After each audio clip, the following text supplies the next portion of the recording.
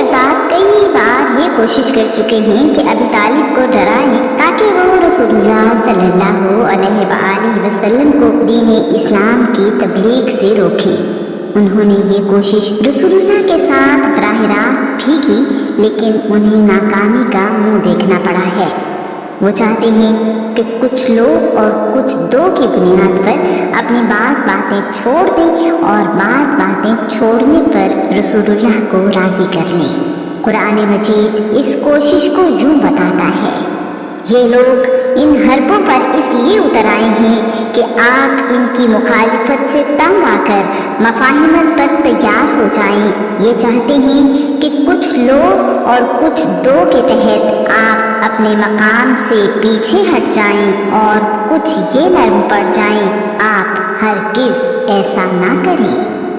اس بار وہ ایک اچھوتا خیال لے کر رسول اللہ کے پاس آئے ہیں اور کہہ رہے ہیں، پیارے بھتیجے، ہمیں تمہارا بہت خیال ہے، تم ہمیں بہت عزیز ہو۔ ہم تمہارے لیے ایک ایسی تجویز لائے ہیں جس میں تمہارا بھی فائدہ ہے اور ہمارا بھی۔ رسول اللہ پوچھ رہے ہیں، وہ تجویز کیا ہے؟ بتائیے، میں سننے کو تیار ہوں۔ وہ بولے، ایسا کرو کہ 1 سال کے لیے تم ہمارے خداؤں لات اور عزا کی عبادت کرو اور 1 سال ہم مل کر تمہارے رحمان کی عبادت کریں گے۔ اس کا فلسفہ انہوں نے یہ بتایا ہے، ایک تو اس سے ہماری آپس کی نا اتفاقی ختم ہو جائے گی اور ہم سب پھر سے دوست بن جائیں گے، دشمنی مٹ جائے گی اور مکہ کا امن و سکون واپس آ جائے گا۔ دوسری بات یہ کہ یا تو ہم سچے دین پر ہیں یا تمہارا دین سچا ہے۔ اگر ہمارا دین سچا ہے تو لات و عزا کی عبادت کرنے سے تمہارا فائدہ ہو جائے گا اور ہم سب کامیاب ہو جائیں گے۔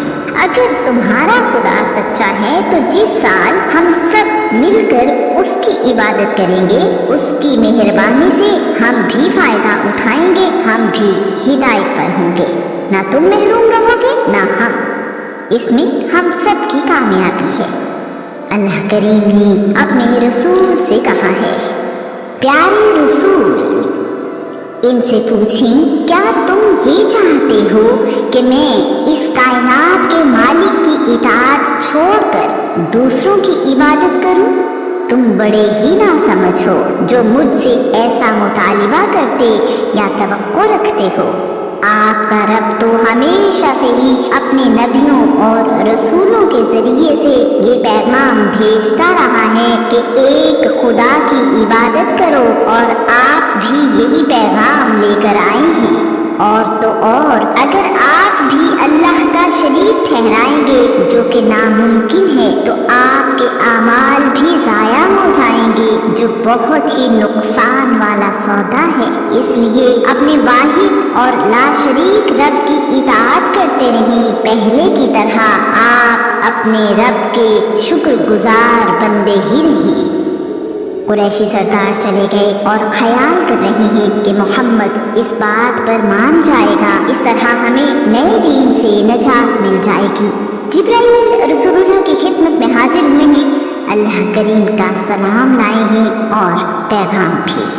آپ کہہ دیجئے، انکار کرنے والوں، جن بتوں کی تم عبادت کرتے ہو میں ان کی عبادت نہیں کرتا، اور نہ ہی تم اس اللہ کی عبادت کرتے ہو جس کی میں عبادت کرتا ہوں۔ آئندہ بھی میں ان کی عبادت نہیں کروں گا جن کی تم عبادت کرتے ہو، اور نہ ہی تم اس کی عبادت کرو گے جس کی میں عبادت کرتا ہوں۔ تمہارے لیے تمہارا دین اور میرے لیے میرا دین۔ اللہ کریم کے اس پیغام نے قریش پر ایک بار پھر واضح کر دیا ہے کہ رسول اللہ اپنے رب کے سوا کسی کی عبادت نہیں کرتے۔ اللہ کا دین لوگوں کی خواہشوں سے نہیں بنایا جاتا۔ قبیلہ بنی اسد شنوا یمن میں آباد ہے۔ اس قبیلے کا ایک شخص جادو ٹونے کا ماہر ہے، اسے آسیب اتارنے میں مہارت ہے۔ اس نے سنا ہے کہ مکہ میں محمد نامی ایک شخص دیوانہ ہے، اس پر کوئی آسیب ہے۔ اس شخص نے سوچا ہے، کیوں نہ مکہ جا کر محمد سے ملوں اور اس کا علاج کروں، ہو سکتا ہے کہ اسے میرے ہاتھوں شفا مل جائے۔ بنی اسد شنوا کے اس شخص نے اسی مقصد سے مکہ کا سفر کیا ہے۔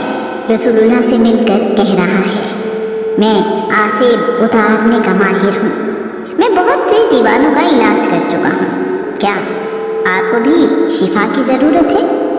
رسول اللہ اس شخص کو دیکھ کر مسکراتے ہوئے کہہ رہے ہیں، بے شک تمام تعریفیں اللہ ہی کے لیے ہیں، ہم اسی کی تعریف کرتے اور اسی سے مدد مانگتے ہیں۔ جسے اللہ کریم ہدایت دے اسے کوئی گمراہ نہیں کر سکتا، اور جسے اللہ بھٹکا دے اسے کوئی ہدایت نہیں دے سکتا۔ میں گواہی دیتا ہوں کہ اللہ کے سوا کوئی عبادت کے لائق نہیں، وہ تنہا واحد ہے اور اس کا کوئی شریک نہیں۔ میں گواہی دیتا ہوں کہ میں محمد اللہ کا رسول ہوں۔